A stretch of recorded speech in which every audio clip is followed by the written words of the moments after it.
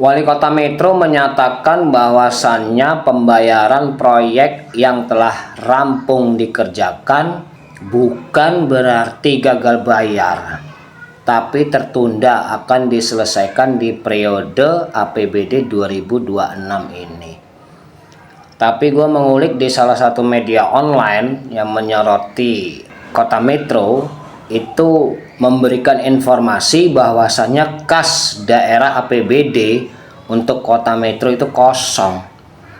Nah, itu gimana ceritanya bisa sampai kosong dan dipergunakan untuk apa aja? Untuk pemerintah Kota Metro harus memberikan informasi yang transparan kepada warga atau masyarakatnya. Berarti untuk janji-janji politik atau janji-janji kampanye sewaktu wali kota Metro itu akan menjadi wali kota dari 13 poin berikut ini bakalan gagal, amsyong.